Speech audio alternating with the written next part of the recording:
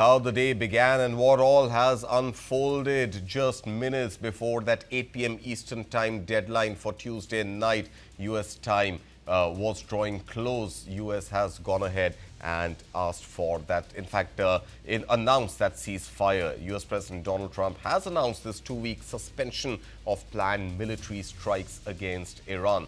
The move follows discussions with Pakistan's Prime Minister Shehbaz Sharif and military chief Asim Munir, who requested a pause. Now remember, the ceasefire is conditional on Iran fully and safely reopening the Strait of Hormuz. But guess what? The Strait of Hormuz was always open before February 28th, and ships were passing safely through that passage before US and Israel decided to pound Iran.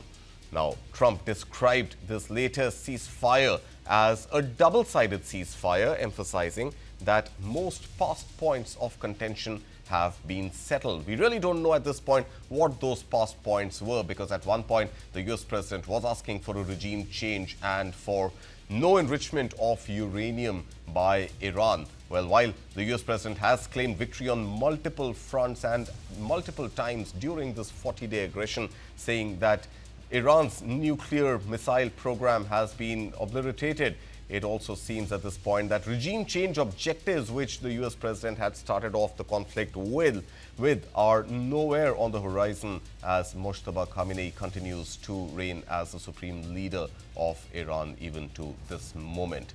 Now, adding to all the other parts that the US president had put out on his post on Truth Social, he also said that this 2-week pause allows time to finalize a long-term peace agreement in West Asia.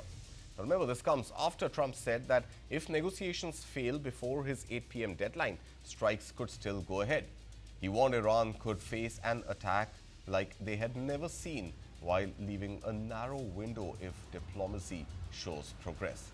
Well, some sort of diplomacy has definitely shown progress, and some argue also that perhaps Trump always wanted this diplomacy to work out and not really go ahead and pound Iran's bridges and power plants. And hence, this is nothing else than Trump chickening out, or Taco Tuesday is what some people on social media are calling it yet again.